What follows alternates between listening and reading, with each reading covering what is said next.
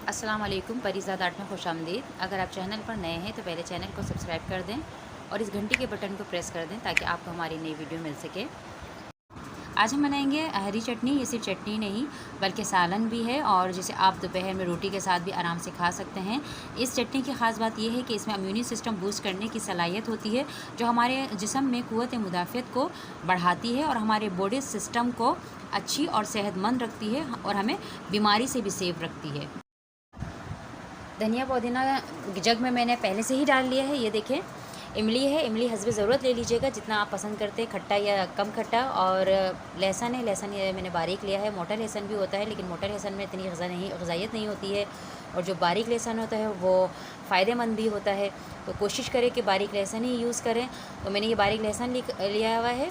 और इमली में पानी डाल दीजिएगा क्योंकि इमली के पानी की हमें ज़रूरत है, और इसके बीज को हम हटा देंगे और उसमें सिर्फ पानी डालेंगे। मैंने इसलिए नहीं डाला कि हमारे यहाँ पसंद नहीं किया जाता, तो मैंने इसमें पानी भी नहीं डाला। ज़ीरा ले लें, सफ़ेद ज़ीरा, नमक हस्बे ज़ायक़ा, और मिर्चें भी जो अगर तेज़ पसंद करते तो 5 अदद डाल लीजिएगा, और अगर कम तेज़ पसंद करेंगे तो 3 अदद डाल लीजिएगा। ये अदरक लहसुन का पेस्ट है। अदरक लहसुन का पेस्ट मैंने इसलिए लिया है क्योंकि मैं अभी अदरक लहसुन का पेस्ट डालूँगी। अगर आपके पास लहसुन नहीं है तो आप अदरक लहसुन का पेस्ट भी बआसानी इस्तेमाल कर सकते हैं। तो मैं अब इसमें डाल दूँगी ज़ीरा और नमक। ये ज़ीरा और नमक डाल के हरी मिर्ची जो है स्किन को हेल्दी करती है और ग्लो करती है। इसमें फ़ायदेमंद बहुत है हरी मिर्च हमारे लिए। अदरक लहसुन का पेस्ट डाल दिया। और अगर आपके पास इमली ना हो, मौजूद ना हो, तो आप इसमें नींबू भी डाल सकते हैं ग्राइंड करने के बाद। और मैं तो इमली और नींबू नहीं डालूँगी क्योंकि गले का मसला हो रहा है आजकल, तो एहतियात कीजिएगा। अब मैं इसमें आधा कप पानी डाल दूँगी। पानी ज़्यादा नहीं कीजिएगा, चटनी बहुत ज़्यादा पतली हो जाएगी।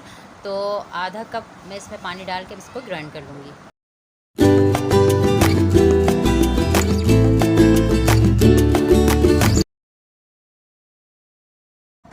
चटनी हमारी बिल्कुल रेडी हो गई है। अब हम इसको जार में डाल के फ्रीज़ कर देंगे।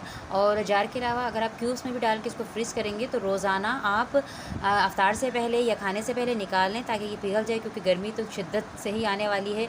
और इसके अलावा आप रायता बनाएं, रायता भी बहुत ज़बरदस्त है बनेगा। रायते के लिए एक बात बता दूं, अगर घर में दही हम तैयार करते हैं, आपको उसकी आसानी के लिए मैंने डिस्क्रिप्शन में लिंक दिया हुआ है, तो आप उसको लिंक को क्लिक करके वो देख सकते हैं घर में कैसे दही तैयार होता है।